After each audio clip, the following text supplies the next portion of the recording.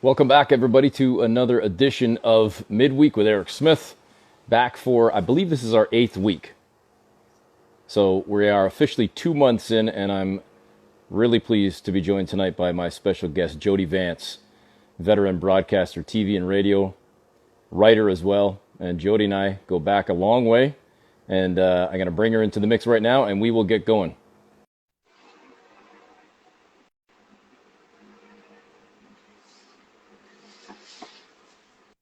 Hi. Hey, what's going on? You know what? The dogs are barking and the kids are banging pots outside because it's 7 o'clock on the West Coast. And what we do is we honor frontline workers, healthcare workers. We conquer COVID, right? I love it. The most boring t-shirt. I'm invisible right now. Ryan Reynolds will tell you that you can't see me right now if you wear this shirt. Shout out to Wick, Dr. Wickenheiser. And, you know, it's very loud in our neighborhood right now. So hopefully you can hear me. I have my earbuds in, so. Yeah, it sounds great. And I echo everything you're saying. In fact, my wife just said to me as I came downstairs, she said, "You're wearing that white sweater again. I think you've worn it for about, 9 of your 20 episodes. You need to mix it up a little bit here." But I had the Conquer COVID shirt on last week, and a whole bunch of charitable T-shirts out right now that obviously are just all doing the right thing, Jody, and raising money, raising awareness. And I will say this. We haven't gotten too political on the show. It's been more dealing with guests' careers and everything else. But as a side note, from a distance, I will say, and I haven't seen you in a couple of years, I love what I'm seeing in terms of the way people have responded and people have reacted in BC. And not to say that other people across the country aren't doing their job and trying to do what they can, but it seems like BC has certainly got a better handle on this than a lot of pockets across Canada. This is what I give to you for saying that out loud. I've got goosebumps. No, we're not political. And yes, we will get into sports and talk and our career and how I first met you. It was a big day for your career and mine when we first met. But 2 new cases of COVID-19 in British Columbia. There are 5 million people in this province. 2 new cases, and they can be traced back to outbreaks that had already been established. So we are feeling very good here in British Columbia, and we're still doing everything we can. And we know as Dr. Bonnie Henry, our provincial health officer, says, we are at the end of our beginning of this, and we are in this together. And she, every single day, says, be kind, be calm, stay safe, and stay home if you can. And that's what British Columbians have bought into, and Canadians across the country. Some provinces struggle mightily. Our spring break happened later than everybody else's, and I think that plays into it in a big way. So our hearts going out to those in my dad's in a home here, and I haven't seen him in a long time. And I know there are people across country who side and bang pots, girl. So anyways, can we go back to like how you and I met? Because it was a defining moment in my career. I will never forget you, Eric Smith. Well, I appreciate that, and I still remember the night as well. My first on-air shift at the radio station at the Fan 590 in Toronto, and it was my first shift ever solo by myself in the studios back at 40 Holly Street at Yonge and Eglinton. And Jody was kind enough to come in studio and join me that evening for a full hour, if not. I think it might even end up being more than an hour. But anyway, that was the first time we had officially met, even, let alone then done a broadcast together, and it's kind of been a solid friendship, let alone professional relationship ever since. I kind of felt like we were a family from that day. I really did. I mean, I was at your wedding. I almost missed your wedding. I was almost late for your wedding. But that being that I was very new to Toronto, was the first real thing I did on behalf of Sportsnet was to we need you to go on the radio station. And I was like, okay, I didn't know where it was. I didn't know where Eglinton was. Good Lord. I was just this girl out of Vancouver just plunked down in the big smoke. And what a great welcome it was to have a generous broadcaster like yourself to bring me in and just say, hey, what's up? What's going on? So let me ask you, before we get to that, because I do want to talk about that evening a little bit more, and I appreciate you bringing that up and all the kind words you just said. You just said a girl from Vancouver. How did it all start for you in promotions in radio to then the ascension that you made over the next 20 plus years, 25 plus years in broadcasting? How did it all start for you? You know how kismet this is, Eric? And it just dawned on me right now. Do you know what today is? Today is Bruce Allen's birthday. Do you know Bruce Allen? Brian Adams' manager, yes. Jan Arden's manager, Michael Bublé's manager. Bruce Allen, this incredible human being and the persona that is. He's 75 today, so there have been celebrations on front pages of newspapers across the country. Well deserved, by the way. Great, kind human. So back in the day, Eric, I was working for 86th Street Music Hall, which was this kind of like the equivalent of a bigger version of the Phoenix. Like, Okay. it's the Horseshoe, but with 1,000 people in it. Like, it's like that live venue that you're like, yeah, I want to see my hip there. I want to see, like, just fill in the blank on the band of the day. And so I was a waitress there, and Bruce Allen and Roger Gibson, another great businessman and restaurateur here in BC, owned the place. So I had the opportunity to bartend at Bruce Allen's Christmas party. And that's where, gosh, and even in a time of COVID-19, I actually went to work sick as a dog. I was like, I can't do it, guys. I can't do it. And he's like, I really need you, Jody. I really do. Long story long, I end up in this little back room at his offices down in Gastown, and I'm bartending at his Christmas party. And all these people are having a great time. I'm like, it's Bruce Allen's party. I mean, it's not like I'm exchanging dollars with people. It's like, tell me when to stop with the Baileys. Like, are we good here? And so everybody was coming into this one little teeny tiny room, and a woman came up to me and she put a card in my tip jar. Her name was Pam Seal. We're still friends. And she put a card in my tip jar and she goes, I got a job in radio for you. We're launching this radio station. Give me a call. $10 an hour. Dropped her card in my tip jar. And that's where it all started for me. I went from just, I need to get into broadcast. I don't know how I'm going to do it. And Kismet came into play at this one random 1988 Christmas party. And I called her the next day, and I started as the cruiser girl at this classic rock AM radio station in Vancouver. And one rung of the ladder led to the next, and I met nice people who helped me, and ultimately led to where I am today. Like, I'm very lucky. At that party, though, did you have a chance to speak to her? I mean, how did she even know that you were into the broadcasting to even give you that card, to even give you that potential opportunity? Excellent question. Since I was 10 years old, I told everybody who would listen to me that I wanted to be a sportscaster on TV. And I got a lot of like, sure you do, girl. Girls don't do that. And I got you're kind of librarian, like, I don't know if that's, but my dad was the head of the PE department at Britannia High School, a big high school here in Vancouver. And every other weekend with Dad, we were at a sporting event.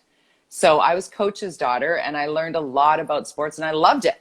I didn't realize that there was any kind of, backstory that would say that I wasn't allowed to be good at it. So, it was just kind of, I want to do this. And my mom was not the biggest fan of my career choice back then. Made sure I had something to fall back on, thus the culinary red seal that I have in the event that I ever need something to fall back. I haven't fallen yet, but I sure cook for my friends a lot. But yeah, so saying your dream out loud is really when I speak to any, whether it's kindergarten or university level, public speaking, when someone asks me, what's your best piece of advice? Mine always is, say out loud exactly what you want.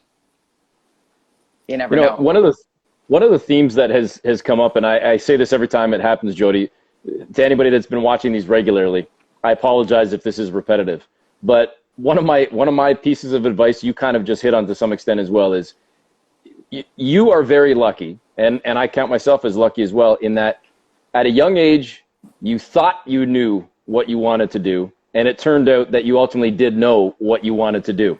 And then you actually got a chance to do what you wanted to do. And I think there are a lot of people, and your son is older than mine and whatever, but I think whether it's parents or whether it's individuals, or even if it's an adult right now who has children. I know there's a gentleman, Chris, that watches regularly, who's in his mid-40s, and he said he's written me a few times talking about wanting to get into broadcasting, wanting to just change his life. And I think the lucky part for us or for anybody in whatever walk of life is kind of figuring out early what you want to do and finding that path, because there's so many people that just don't know their path, and they struggle finding that path, whether they're 15, 20, 25, 30 and on. And that's maybe where some of the unhappiness or uneasiness or confusion lies with a lot of people, and just trying to figure out life and figure out where to go.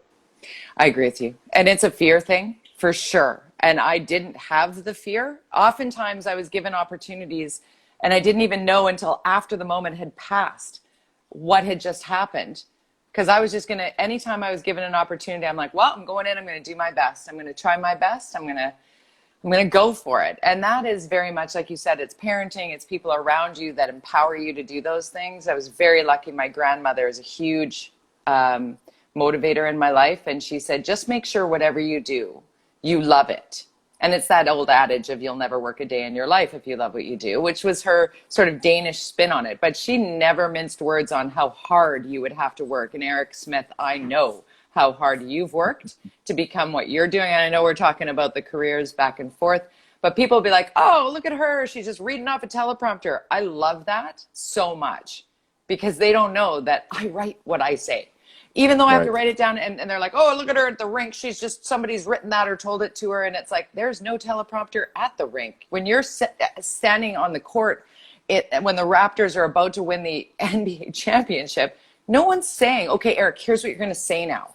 You're like living it and sharing it. And when you're doing that in the internal sense, it's so fulfilling and rewarding and exciting and terrifying, and we could screw it up so easily, and sometimes we really do mess up and people catch you like, you got that name wrong. Yes, I did. I did. And I can't do tongue twisters either, but in my heart, I'm passionate about sport. And I think what we see in a lot of our colleagues, most of our colleagues, I would say, are just so passionate about what we do. It's not about money. It's not about clothes or opportunities or who knows you from where or whatever. It's like, oh my gosh, this gets to be my job every day. You said to me very early on, I love basketball. The NBA is my dream. And the odds of me getting there are slim, but I'm going for it. And look at you. You did it. You're doing it. Well, right? Listen, I appreciate you saying that. And I will say, too, it's good advice coming from you in terms of anybody that's watching, too. You think about the money, and this could be said for a lot of jobs. Yeah. There's here and there's here. There's not a lot of in here. You're either making a lot of money in this business or you're down here. And there's a lot more down here than there are up here. No question. And people who get into the business thinking it's an easy like ticket into money land, dream on, man. Like, I can't even tell you, even when I had made it in my own mind, when I thought, okay, I'm on Vancouver television, I'm on TV in my hometown doing sports. I thought that was it. This is going to be where even the first opportunity to do it. And I was making peanuts, but peanuts that I could survive on. And I was still super proud of myself. And even if I needed a part-time job to subsidize it, I loved what I was doing. I would never have guessed that guy that my boss asked me to give a tour of the station would turn out to be the dude that was launching Sportsnet. My favorite Scott Moore story of all time. Like, you just never know what happens. So let's pick it up there then. I mean, we're kind of skipping over a few stops in the early parts of your career, but at the same time, seeing as you brought it up, why don't you tell us how it all started for you then in terms of the move from Vancouver to Toronto because of that connection, that introduction that you ultimately made that you had no idea maybe that you were making? I had no idea. It was a Sunday. I'm working at Vancouver Television doing the sports on the weekend news, like 8 minutes of sports in the news. And my boss said, would you mind showing this person around? We're a digital station. He wants to kind of see the setup. I gave Scott Moore, which all of your viewers would know is like a behemoth in sports broadcast in this country. If you don't know who he is, Google him, because if you want to get into sports broadcast, you should know who Scott Moore is. And I took him on the most pedestrian tour of the television station. Like, here's where I stand, and here's the control room, and this is the central equipment room. Like, just embarrassing in hindsight. And he asked me, where do you see yourself in 5 years? Like, what do you want to do? What's your goal? And I said, I want to be the first woman on the desk at S3, which was what Sportsnet was before it was built. I'd heard through the grapevine that S3 was this thing. I had no idea that he was the guy who actually drew it on the little cocktail napkin and was going to make that monitor wall. And he tells the story now that in that moment, he decided I would be. We didn't even know each other. But because I said it out loud to him, he gave me that chance. And then it was later that year that I was able to be a part of it from Vancouver. I was part of the dress rehearsal show, and it was Brad Fay and Darren Millard and Kevin Quinn and Mike Toth and Jamie Campbell, all those guys, being a part of the dress rehearsal. And so I was kind of Pacific region. And then I got a call from actually someone from TSN who said, we're hearing that you're getting the morning show at Sportsnet. And I'm like, well, if you're hearing that, you're hearing it before I am. And they're like, come on, you should tell us. I'm like, seriously, like I would tell you. I'm, standing in my bedroom in Vancouver. And they're like, oh, well, we might have something for you, but we're not sure, and blah, blah, blah. And I said, okay, well, thanks for calling, Mike. And I hung up, and 15 minutes later, the phone rang, and it was Scott. And he said, we'd like to bring you out to do mornings. And the conversation was longer because I was stunned. And then at the end of that conversation, he said, but if you tell anybody outside of your family or your agent, and if the deal's off the table. And I'm like, well, I guess now's a good time for me to tell you that TSN called me 15 minutes ago, and he was like, expletive. I guess I have a leak, And I was like, So we became friends then. He brought me out to do some fill-in the summertime, and then he brought me out. It was March 13th of 2000 that I left Vancouver, and it was April 2nd that I started Sports Central AM with my first interview, which was Bobby Orr live in studio. Wow. It was pretty cool. Everybody's like, he can be really difficult and da-da-da. Turned out Bobby Orr's the nicest guy I ever want to meet. I just have had the best experience. And then I got to meet people like you. And another bizarre connection then for us, because your first on-air shift in Toronto then is my birthday, April 2nd. So there you go. It's like stars aligned here, all these weird things. I love it. There we go.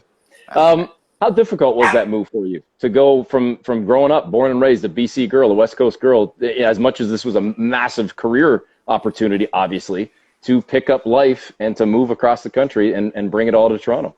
Yeah, it's a sweet question, man, because really at the time, I was ready for an adventure. Because Vancouver, when I left in 2000, was kind of still a small town on the Canadian scale. And sort of everywhere you go in Vancouver, if you are born and raised here, and then on TV here, everybody knows you. Mostly there are people that actually know you, like have hung out with you or went to school with you or had a friend who a friend of a friend. And I went to Toronto, and it was just this massive shift of art and culture and music and people. People have no idea who I am, nor do they care. And it was just kind of cool to be like this little fish in a huge pond after being sort of a quasi medium-sized small fish in a smaller pond. I was not a big fish in Vancouver when I left, but I was ready for that adventure. A year in, and Calvin, really? A year in, and one of the coldest winters on record, I wanted to come home. I really did miss the oceans and the mountain and the green grass year round, but Ontario was very, very good to me. So while it was a little bit weird, I did have, as I said, I had Brad Fay and Kevin Quinn and Darren Millard and just this community of people. And shortly after, my roommate from here, I moved out of my place that I was sharing with Allison Redmond, who is now the executive producer of Rogers Hometown Hockey. And then she moved out just after I did and met Jamie, who would be her husband. Like, it was just this crazy community of people that we were all, it was very kismet. Again, like April 2nd being your birthday. I met so many great friends behind the scenes at Sportsnet who are still my friends to this day. And so Toronto was weird. I missed my family. I missed White Spot Burgers. But I really, I went for a year. I ended up staying for 9 years in Ontario, and it served me very well. How gratifying was it, Jody, to go back to being that 8-10-year-old girl that said, I'm going to be doing sports, I wanted to be doing sports, and to suddenly then being the woman doing sports and anchoring the biggest show on the network, on one of these new networks, and kind of being the face? I don't even know how to articulate it, because as I was going through it, I don't think it hit me in the moment until I was doing the pregame show for the NHL hockey broadcast, where I had Darren Dreger and Nick Kiprios and, that hockey panel right over there that I had to set it up and throw to them and do the pregame and come back to me. And then I'm thrown to this game in the East, this one in the West, and this one in the Pacific region, where I'm like, I looked at my camera person. It was Vinny Mio, who was my camera person at the time, and I went, Vinny, this is what it looks like when somebody realizes their dream. And it was really just me and Vinny and the wall and someone talking in my ear. My chicks at 6 in my ear, because it was all women behind the scenes at Sportsnet on that show. Just, you know, Luch and Sasha and Michelle, Jonesy, and just like the coolest group of people. So in the moment, it's all of us, but I did have one, like, can I swear on this? Holy shit. Go ahead. Holy shit. Holy shit. This is happening. And then I was like, I better do this really, really well, because some people took a big risk putting me here. So, you know, I felt the responsibility to deliver, but there's so much fun in doing what we do, right? Like, it's pressure and it's hard and it's busy and it's a lot. And then it's just like the red light goes on and you're just like, oh, right, this is what I do. I love this. The crazy thing to me looking back, and listen, I'm sure it was even crazier for you because you lived it, and you unfortunately probably still live it to this day, is it was only 20 years ago. And why it was such a big deal to have a woman talking sports. Oh my God, a woman actually delivering my sports news, God forbid. It just seems ridiculous to me. And maybe for me, because it never bothered me, man versus woman, maybe it's because when I started in the industry, I had somebody like Barb DiGiulio, who I was working with every day as well. Whatever it may be, it was never this issue for me. And to this day, it's not. I mean, I don't care if it's a man, it's a woman, and they're young, they're old. I don't care. Are they good? Right. Do I respect them? Do I like them? Do I find them funny? Do I find them polished? Whatever it may be. Because there's some that maybe might not be the most polished, but they've got a good personality, or they've got a good delivery, or others that maybe don't have the sense of humor, but they just have this certain sort of appeal to them. It doesn't matter what it is. That's what I look for in a broadcaster, not whether they're good looking, whether they're old, whether they're young, whether they're male, whether they're female. To me, it should be about quality and quantity, not man versus woman. And I've never understood that. And it's shocking to me that it was only 20 years ago. Yeah. If I had paid a whole lot of attention to the man versus woman bit, I probably wouldn't have had as much fun as I did. So much gratitude for those who didn't even, they cut through the noise for me. And certainly Scott Moore is a huge pioneer on that front, clearly. But there are some that were here, Ron Bremner, oh my gosh, there's so many behind the scenes. Deb Sanderson, really a woman behind the scenes who was a trailblazer in her line of work. And there, Laura Mellenby, a number behind the scenes who are like, holding back the negativity and just not allowing it to hit me. And I think it helped that there was no social media back then, to be honest, Eric, because there might have been more backlash. And by the time it would hit me, it would kind of bounce off because I've already done the show. I love cutting highlights and writing the on cams. I worked with Jim Van Horn, for goodness sake. Like I'm so lucky for what I got to experience every day. I was too busy enjoying it to really listen to. Certainly there were naysayers, no doubt. I mean, they're just going to be, but they're man or woman, there were going to be people who don't like me. I'm a big personality and I'm driven to do what I want to do in this life. I hope that I'm kind and I step in it. I've made lots of mistakes, but most often I'm trying to do my very, very, very best, especially about what I'm passionate about, which is the work. And when I do a highlight package, because I would sit there on Seeking Stanley when I got to do the post-game show in 2011 for CBC, which was like Ron McLean's throwing to me, this is nuts. Yeah. It was me and a producer and an editor and one producer and a camera guy. And that was it in studio. Like we would sit in an edit suite and cut together highlights. And every game went to overtime. Like our highlight packs were 3 minutes and 20 seconds long, which is completely unheard of. I would not even get a chance to roll through them again to make sure that I've hit the edits or don't have a double edit or some black space or anything. I just had to trust that we were, and then the winning goal would happen, which would have been the Canucks winning again because we went all the way to Game 7. And I would have 3 minutes to get up on set and they would re-rack those and I would stand there and hope to God I didn't screw it up. And I thought I would have a heart attack. My heart would pound outside of my chest. And I remember one time I had my BlackBerry, that's how long ago, my BlackBerry in my back pocket, and I could feel it buzzing, buzz, buzz, buzz, buzz, buzz, buzz, buzz, and I'm doing the highlight package, and I get through it, and we go, be right back right after this break. Stay tuned. Seeking Stanley continues post-game coverage here on CBC, and I throw to break, and I take my BlackBerry out of my pocket, and I've got like 75 new messages from my brother giving me like what I need to say.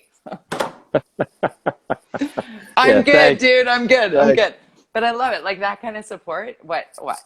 I mean, I was just so lucky. I am so lucky to continue to do this work every day. It's changed now because I'm not as much on the sports side of things, but you know, I had friends asking me about, is the NHL coming back? How's that going to work? Is Major League Baseball, what's going on? And have you watched, you know, the Michael Jordan binge watch? Did you ever interview Michael Jordan? You know. Did you? I did. Oh, there you go. It's one of the scariest things I ever did because it was really, very truly at the beginning. It was a Grizzlies Bulls moment, and I had to stand on a chair to get over the scrum to get my micro, and I was getting elbowed in the head. I was the only woman in that room, for sure. Yeah, well, I would imagine, especially in the Grizzlies days in the early going, no doubt. Yeah. All right, so let me go back to the Sportsnet thing for a second. When things end at Sportsnet and then you end up at Leafs TV, and within MLSE. So again, for a sports girl, a hockey girl, West Coast, Canucks, whatever, but now you're in the blue and white. That's got to be a little bit different just from a sports fan perspective. But what about working for the actual organization, for the network, and the different challenges there in sort of helping a young station as well for now a second time going from Sportsnet to now Leafs TV and that world? You know what? I loved it so much because Dean Bender, who was with Sportsnet forever, moved over to Leafs and Raptors TV, and he was integral in bringing me aboard.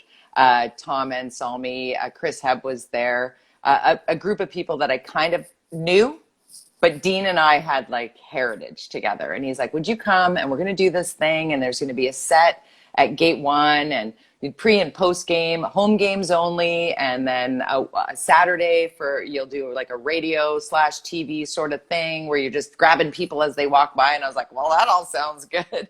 I got to hang out with people like Jeff Merrick and George Stroumboulopoulos, and like it was in its infancy, and yet the people, as it was the case at the Fan 590 with the Don Landrys and the Mike Hogans and, you know, these unbelievably talented broadcasters that I just got thrown into the mix. I'm like, would you talk to me for a few minutes? They're like, sure. I would go, Bob Cole, come over. Sure. Bonesy, come on. I got to talk to like some of my idols every day there. And I would be really honest with the fans. Like, you can take the girl out of Vancouver, but I'm a Canuck fan. And when people are like, you shouldn't show your stripes. Well, I'm gonna, because if you do your homework on me, I'm a Canucks fan. That said, when it's anybody but the Canucks in the building, I'm rooting for the team that's paying me. And I love these players, right? I got tight with Wade Belak. Like, we were good friends, you know, and Wait a Minute was probably one of my favorite things I've ever done in my career because it was so irreverent and funny and unusual and unexpected, and, you know, at a time that we will all treasure, you know, and just Jeff O'Neill helping me with a young boy who had a double lung transplant, who might never play hockey again. And he used to be playing out, and now he'd have to play goal because of his lungs. And the Leafs set him up with full equipment, and we were just going to do a little skate with him and O-Dog. And O-Dog just went into the room and like, guys, what about he just comes out on, you know, on our game day skate? And like, this kid, 14 years old, took shots in net with the entire Leafs organization. Like, it was magical, right? So some of the experiences with that organization behind the scenes that nobody really sees, it's not just a money machine. It really is it's got some serious integrity, as you well know, you know, with what people do behind the scenes. You know what I like about that, and hearing stories like that, Jody, and you know, I'm sure it exists for you to this day as well, is when we get a chance, and not just us, I'm talking about anybody in the industry, when you get a chance to tell the stories, and that's one of the things that I've enjoyed most, and I've said this a number of times now.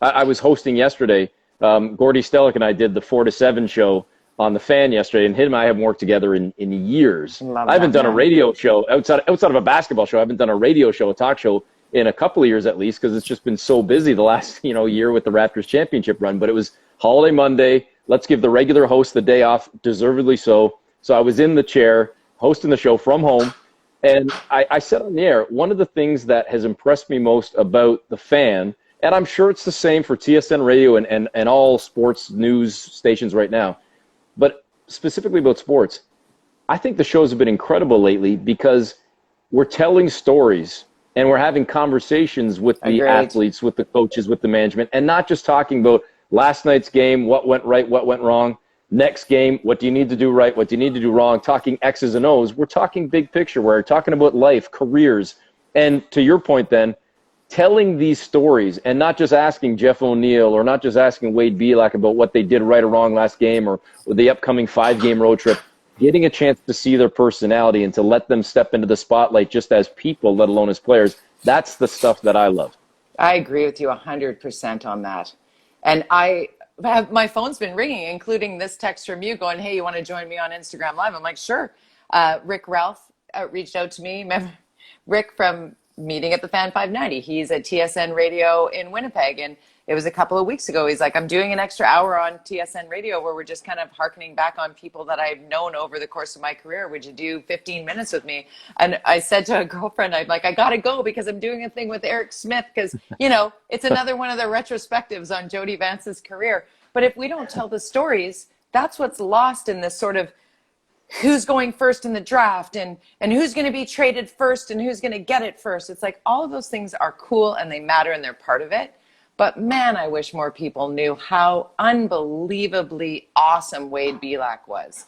How behind the scenes, Marcus Naslund, who didn't like to do an interview at all, was one of the most philanthropic and kind Canucks I've ever met. To go along with the ilk of Trevor Linden and the Sedins and whatnot, everybody's got a story from their team. Like Gene Principe could tell you about the Edmonton Oilers for a year and you'd never talk an X or an O with him. There's so much heritage. Darren Millard comes to mind for the Winnipeg Jets. If we could just bring our sports IQ to that next level, knowing our teams that way, because it's kind of gotten to, and I don't know how you feel about this, for me as a sports passionate enthusiast, sort of lost is how quickly players move around. You don't even get to fall in love and champion and own that jersey for what's my next outfit going to be, what have you. So telling these stories and what you and Gord Stellick were doing yesterday is important. To me, what kind of part of what you were just saying as well, and you touched on it earlier, social media has changed, I think, a lot of stuff because, and I'm going to go on a bit of a tangent here. It's changed from the media's perspective because now everybody seems to have the same access to the same information. And I'm not necessarily talking about breaking stories, but just the access to a story or the access to the information to help build a story. A lot of times it's already out there. Yeah. So now it can prove difficult sometimes trying to find that other layer of the onion to peel back to find a new angle or find a different way to tell the story. But then also the players themselves can control their own messages, whether they choose to put out their information about a charitable venture they're doing or whatnot. And sometimes people will say, I respect it more if they don't tweet it out or put it out on Instagram because then it's even more genuine. Other times it's a way to at least get some some support behind it, some coverage for it, which then helps said charity or whatnot. But I find the other thing, too, that ties into the social media component, Jody, at least as far as sports goes, and I think it's the same with news, is public relations, media relations has now, and I'm not criticizing, it is kind of the way that it's gone. It's just kind of hand in hand with the industry, I suppose. It's no longer, more often than not, no longer conversations and private conversations and off to the side. It's podium, pool feed, one microphone or one stand with 17 microphones. Everybody's getting the same quote, getting the same comment, which then leads to the same story. And then if you don't have that chance to get off to the side, how are you developing a source or developing other angles to tell stuff? And it becomes very monotonous, very monotone. Whereas again, circling back, that's why right now I find it so interesting because it's not just talking about COVID, pandemic seasons. It's let's talk about your career. Let's talk about your charity. Let's talk about what you're doing at home. Let's look back to this season. Let's look back to that era. Let's look back to your rookie year. So many different things that we can talk about other than just staying focused and being controlled in terms of the narrative. I agree with that. And the attention span of the sports fan being able to engage. If they see the headline that says, Eric Smith speaks to fill in the blank, it's like, well, I've already seen that. I saw that on Twitter. I saw that roll by. But it's like, but did you though? Like something fun and cool and awesome and quirky could happen if there's time for it. And we've become so click, click, click, click, click, click, click. So click, click, click, click. That we can lose some of the most precious bits if we don't just pause. And that's, I think, what's happening. The silver lining in what we're experiencing now as a global community is that everybody's got to pause for a second here and take stock in what matters to us, what we regret, what we celebrate. A friend of mine asked me yesterday, what is making you the most happy right now? And I thought, oh my God, I have not thought about being happy in 8 weeks. Yeah. I've been thinking about surviving and taking care of other people and keeping my jobs going and like. But when he said the most happy, I was like, okay, now I need a list of things that make me happy, and then I have to rate them and figure out the one thing that's making. And that paradigm shift is a real positive. So if somebody watching right now, I'm sorry, I haven't been looking at any of the stuff that's been rolling by, and I should say hi Shannon. It's interesting how if we just pause for a second and think, what's your favorite sports experience? What's your favorite sports story? What's the favorite call you've ever heard, or the goal you ever saw, or the moment that just gave you that whoosh, goosebumps that you'll always remember where you were that moment. Like, we don't spend a lot of time talking about those things now, because it was more like, sell the jersey, say the sponsor, what's the thing, who's the thing, because they don't watch commercials anymore, so we're working it into the broadcast. Like, there's like this much personality, and now we're doing, oh wait, personality, Gord Stellick and Eric Smith. I would listen to that all day. I would. Well, you had 3 hours yesterday, so. I was on the air yesterday, dude. I too was filling in for the vacationing. Yep. I think even just piggybacking on that comment, it's even stuff like this that I find, and being able to do a show like this. I didn't have to do this. This to me is passing the time as well, something fun to do, because we're all sort of bored sitting at home. But I'm taking this in maybe a totally different tangent. But it's being able to see part of the personality is also. And listen, I don't think I'm ever showing up doing sidelines or doing radio play-by-play or otherwise in a hoodie and a jacket and a hat.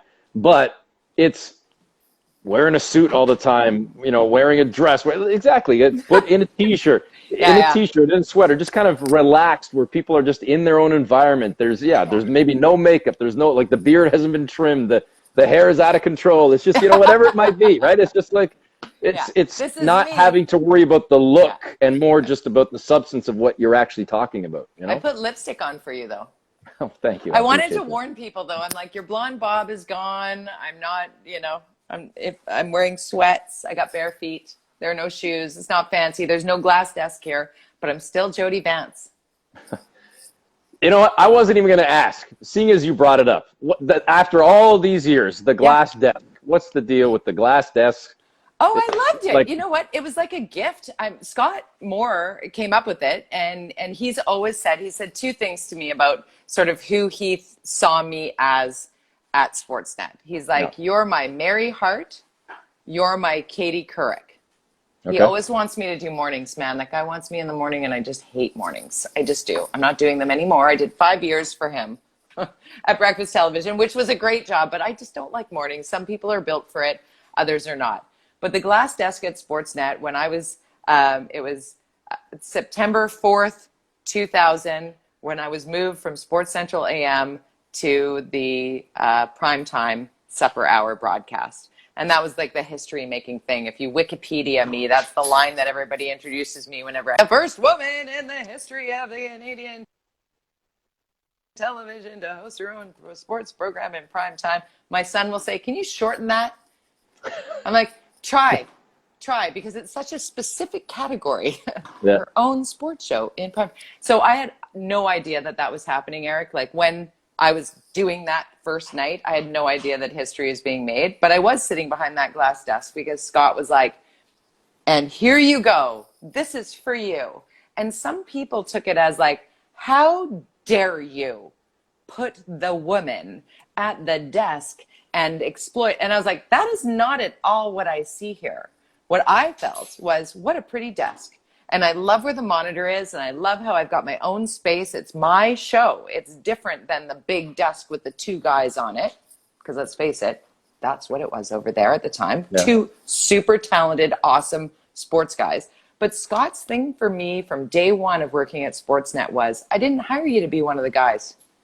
I want you. I want you to be you 100% of the time. And I even want you to push it extra far. And I expect you to go too far, and I will pull you back. And he said, and when you go too far, and I fully expect that you will, I will be there for you and I will protect you. And that empowered me, Eric, to do things I never thought I could do. And I'm still being the Jody Vance that Scott Moore gave that okay to all those years ago. Because I'm either going to make it being myself or I'm not. And I'll do something else if it doesn't work anymore, I'll do something else. But I'm going to keep doing it. Good. That's the way it should be. Yeah. And kudos to him for having your back, too. That's what anybody would want from their boss in whatever job they're doing. I love that guy. And for the folks that don't know, as Jody said earlier, Google him, read up on him. You should know him especially if you're watching and you're into the media or hoping to be in the media, whatever. But he's, of course, now with Uninterrupted Canada doing some great stuff on that platform, whether it be digital, online, television, you name it, Uninterrupted doing some fabulous stuff. Yeah. So cheap plug for them. All right, let's shift from, I don't know where I got along the train here. We were at Leafs TV, but now leaving Leafs TV and ultimately, after you said 9 years in Toronto, going back out west, and it's sports for a while, but then as you just noted a couple moments ago, it's 5 years, breakfast television, and now it's sports, it's news, it's entertainment, it's weather, it's life. Everything. It's everything. And as I could never do mornings. I mean, I should never say never, but I don't think I could ever do mornings. Yeah, careful, buddy. however, hey, if I have to do mornings, I'll do mornings. My partner Brian has said, I just won't let you anymore. I spent 5 years low grade pissed off. I'm done. Yeah. He's like, no. But it must have been fun, though, to be able to step outside of sports and know that, hey, I can still do sports. It will still be part of the conversation, but now I can just be kind of life. Just be a normal person. We don't always just sit around and talk sports. We talk politics, we talk movies, we talk entertainment. Let me just go on and turn the camera on and let's go. Yeah. Being, and this is advice to young broadcasters, people that want to be sports broadcasters. I've often said, I'd rather be an excellent broadcaster who does sports than an excellent sports-minded person who tries to be a broadcaster. Broadcast is a craft and sports is knowledge. And I think news is knowledge, and news and current affairs is something that started to impact and affect my life much more once I became a mother. And that's not to say that sports became smaller. I just found myself going, oh, it's April. It's time for the Masters. I should be excited about the Masters. I really should. So if I'm not super excited about that, maybe it's time for me to figure out what excites me. And so I made the move back home, and I was lucky enough to do so in 2008, 2009, where everybody took a hit, man. Everybody lost a job or got marginalized or downsized to some degree with that just global collapse of the economy. We did rather well and were able to be moved back here to Vancouver, and I worked at Shore 104 startup. I do a lot of startups in my career. I think that's sort of my forte more than any sort of genre, is that I like to be a part of something new. It's like, okay, I will work my ass off trying to make this the best possible thing. So I did that, and then with my vacation time, I worked at CBC filling in doing sports, and that's when Dean Bender and Scott Moore, not sure if you're seeing a theme here, but those guys ended up at Rogers, and they said, we're going to change up things at Breakfast Television in Vancouver. We'd like you to audition with the current host there to be Riaz Megji's co-host. So while I was doing radio and filling in and starting to do the Canucks run, in between all of that, with a 2.5-year-old, 3-year-old at home, I was auditioning for Breakfast Television. Like, if you just got to keep the plate spinning on your finger or the ball, you know. So and I was like, wow, what could possibly happen? I could end up getting the job at Breakfast Television, and that ultimately is where I landed, and it served me extremely well lifestyle wise. It was a great experience. I did news, I did interviews. I really loved every single thing about it, except for how early I had to get up in the morning. I just can't do it. So when they laid me off, I got laid off the same day from the same company as George Strombolopoulos and Jennifer Valentine. So I'm in excellent company.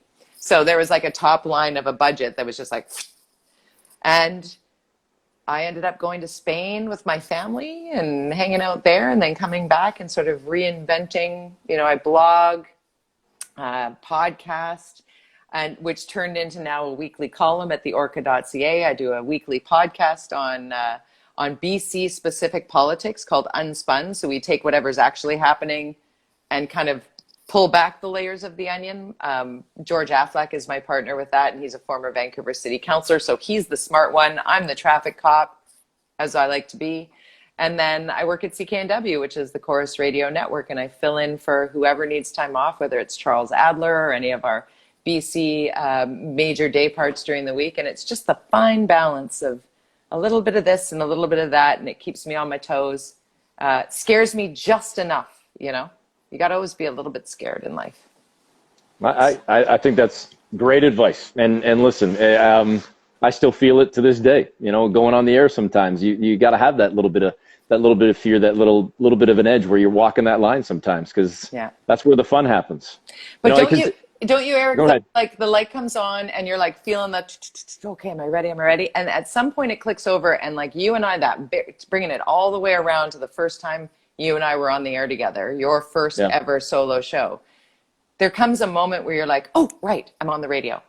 You got to remind yourself that, oh, this is so comfy. I'm so in my element here. Like you'll find your mojo. You'll find your groove.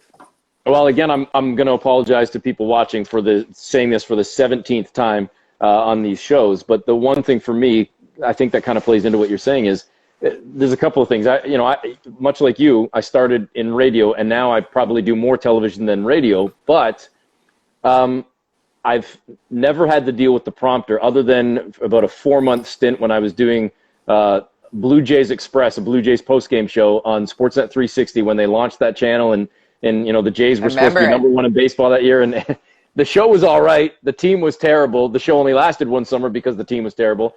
But I remember on the prompter, I rarely read the prompter because I was not used to. And this is the repetitive part for people watching. I've never written a question down in my life. I know going in what the first question is, and then after that, it's wherever the flow of the conversation goes. So for me to have somebody telling me what to say, it's like, man, I'm used to being, on the air for 3-4 hours on the radio and just talking and finding the words and finding the conversation. I can't read. It's not that I can do it. I just don't want to do it. I don't feel as comfortable. So when I had to do highlights, those weren't improv or impromptu. There was a script, but I would improv as much as I could without reading the prompter, and then look down to the sheet when I was off camera, because I didn't want to be unnatural on camera. And I do my best to not be unnatural even on something like this. I'm not looking down at pieces of paper, might be sipping my coffee or something. But other than that, it's just have a conversation with somebody. Like I find especially when you're doing a sit-down interview with somebody, and I'm sure it was the same for you on breakfast television, you've got somebody sitting there, and if you're doing this, even for a second, like you just said, the comments, with no disrespect to the people watching, I love that they're tuning in, and I appreciate it. If I'm doing this, and I'm reading the screen right now, I'm not doing this and looking at you. So I can't do it, I agree with you on the highlight packs, and I don't think people realize what we're given. Like when I was doing the Sportsnet East, Ontario, West, Pacific, I was doing back-to-back shows, 4 shows a night, 4 regional half-hour shows a night. So when I'm doing the East in Ontario, I don't have time to watch the games that are happening in the West and Pacific. I trust those highlight packs. The people that are busting their asses down in the highlight factory, taking care of business, and they get to know you, whether you need it all written out to time, or if you just want, give me what period are we in? What's the score right now? Who's got the puck? And let me, and the ... means you can look up and breathe. And I loved those highlight packs and there were some times where the page was empty and the prompter was empty, and you just have to look at the monitor and go, what's the score? What's the period? Who's got the puck? This is what's happening. And you just let it go sound up, and you get into those those grooves. And the skill that you have, Eric, with never having written down a question or not using the prompter is unique. Like, there are people that need to go from the written to trust their stuff enough to just listen and react. You've always had that sort of magic piece. When I started in 1988, I was terrified to go on the radio. My first cruiser report as the community cruiser driver for a rock station in Vancouver, I wrote every word down. I had my hair in a ponytail and the windows rolled up and I'm on my big phone. Terrified. And now I just be like, well, here I am and here's what I'm doing and here's what I'm seeing and here's what's going on tonight. And one sounds exponentially better, the natural one, but it takes an entire career in broadcast to not appear to be nervous or impacted by the fact that you're broadcasting. Like, that's the stuff. That's what you go to broadcast school for, is to learn how to not freak yourself out, how to just like, I got this. Well, and one of the keys I find too is obviously on the point that we're talking about is when you're reading, to make it sound like you're not reading. Forget prompter for a second. Forget the eyes, whether it looks like you're reading. It's whether it sounds like you're reading, especially when we talk radio. I'll tell you, the very first audition I ever went on for a commercial, a radio commercial. Actually, no, this was a TV commercial. I went on, but it wasn't any on cam for me. It was just going to be my voice. And I got a call from and this is like early in my career. Somebody had called me up, and I think it was actually through Bill Hayes. Bill Hayes had said, my voice agent was looking for some new different guys. Do you want to go out for this? I'm like, what the hell? Sure, why not? I go out for it, and it was for Bank of Montreal, and it was, with due respect to Bank of Montreal, I'd love to work for you again. It was such a cheesy commercial. It was like monetary terms. We've all done cheese, man. Hey, it was monetary terms for basketball, like, you know, he dishes the dime, it goes in, cha-ching, money shot, all this, like, you know. So okay, I did the audition, and I mean, I was holding back laughter, thinking, not only is this funny, but I am horrendous. Like, I'm terrible. I came back home, and actually, honestly, I don't even remember if it's my girlfriend, now wife, or if it was somebody else. I don't remember. But I don't remember. I don't think she's watching right now. She is. And hi, Claire Newell. No, she. Oh, I thought you were saying my wife. I'm like, sorry, no, what? Shannon's the other wife. Yes. Claire's my girlfriend, who just is like, truth, a lifetime to get over the nerves. High fives. Sorry. Yeah.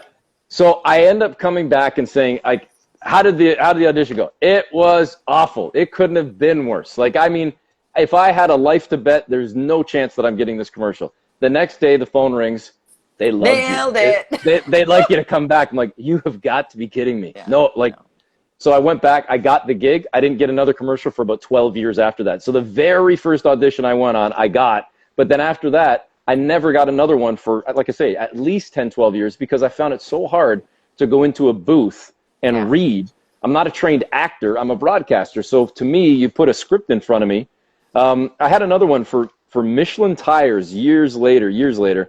And there's an actress named Kate Hewlett, and she was on one of those Star Trek, like Stargate, Atlantis, something like that. She's a Toronto actress, and we went in for Michelin tires.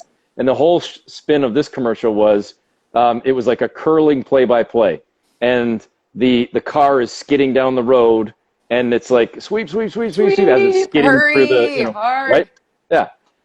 I felt so intimidated because I'm with this actress that's going to knock it out of the park, and she knows what she's doing, and I don't know what the hell's happening.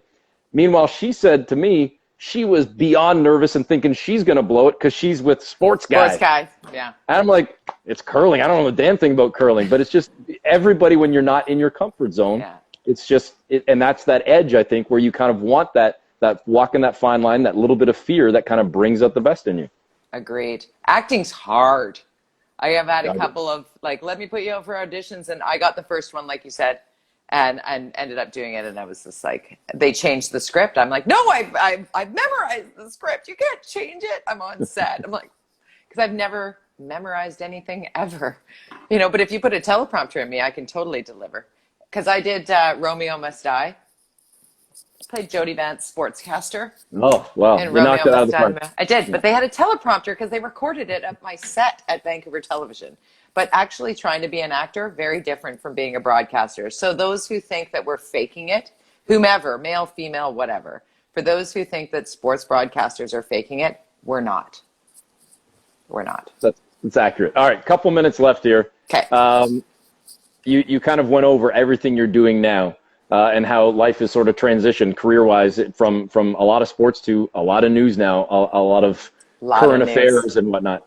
How has that been for you? Like, just to, not that you've left sports behind, but to be doing other stuff and to be kind of challenge yourself now in a new chapter in your life and in your career. It's a solid question. I've really enjoyed it. It's scary. It flexes a whole new muscle, but that's what breakfast television brought to the table. Like, that's why, waking up at 4:00 in the morning and blow drying your hair and putting on makeup and putting a suit on and being out the door like that. And like whatever happened while you were asleep from 9 p.m. on, because I mean, your life, if you're not in bed at time, you're screwed. And then I would get to work and there might've been an earthquake overnight. There might've been, a war started, or the level of news impact. Whereas going in on sports news, even on a morning show, most of the time it's not life or death. Sometimes there's tragic stories, obviously, but the majority of the time in sports, it's not really impacting humans in the way that news does. And I've found being a parent that has kind of shifted. I've wanted to sort of have a role in the narrative of trying to save local news, be a part of local news, draw some attention to the fact that we need our newspapers, we need our radio stations, we need people to not just watch YouTube and get their Apple News updates. Like, we actually need to know what's happening on where our taxpayer pay dollars are going. I mean, I'm screwing it all up, but I get so passionate about it. Like, everybody knows the minutia of what's happening with Donald Trump. Do you know what your premier is doing? Do you know what your mayor's doing? Do you know what, is happening? And I don't mean to say that they are bad people.